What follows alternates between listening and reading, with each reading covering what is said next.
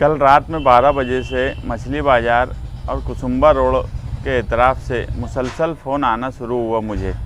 मैं ऑफिस पर ही मौजूद था कि पुलिस डिपार्टमेंट दुकानें क्यों बंद करवा रही है।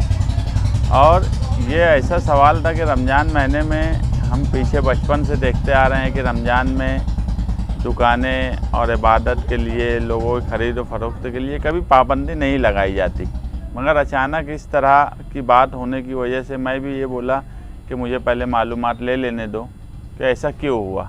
मैं एडिशनल एसपी भारती साहब को फ़ोन किया, तो उस वक्त जब मैं उनसे बात किया तो उस वक्त उनके इल्म में नहीं थी बात कि इस तरह से दुकानें बंद की जा रही हैं, मगर वो बोले कि मैं मालूमात लेता हूँ और बोलता हूँ। उसके बाद जब दोबारा उनसे बातचीत हुई तो यही बात समझी कि आचार संहिता जो पार्लियामेंट की लगी है उसकी वजह से पुलिस कुछ लोगों ने कंप्लेन दी है, उसकी वजह से पुलिस ने बंद कराने की तरफ गई।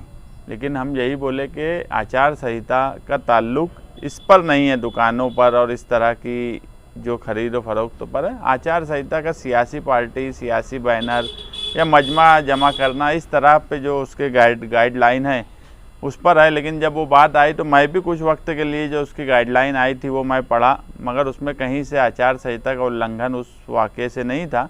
लेकिन फौरी तौर पर जब कोई बात होती है तो पुलिस डिपार्टमेंट भी फौरी तौर पर कभी एक्शन लेता है।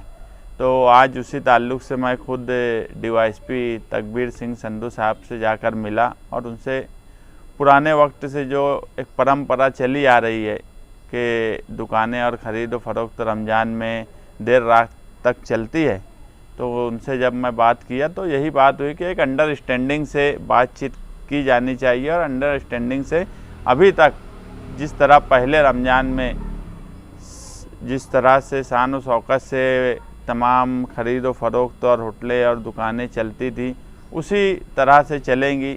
लेकिन आज पार्लियामेंट की आचार संहिता लगी है तो थोड़ा बहुत बातचीत समझ लेना चाहिए वक्त और हालात के हिसाब से। इस तरह की बातचीत हुई और यही हुआ कि पुलिस और आवाम की अंडरस्टैंडिंग से काम हो। मगर पुलिस डिपार्टमेंट भी जब कोई इस तरह का एक्शन लेने जाता है तो उसे कम से कम सियासी पार्टी या समाजी कामकाज करने वालों से पहले बातचीत अगर कर ली जाती तो जो फौरी तौर पर हवा बन जाता वो नहीं होता।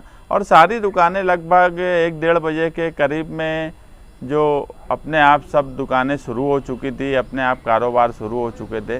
तो और आज भी जो डीवाईएसपी साहब से मैं मिला तो आगे भी कोई इस तरह की तकलीफ़ आएंगी ऐसी बात नहीं है। बस एक दूसरे को कोऑपरेट करके कामकाज करने की ज़रूरत है।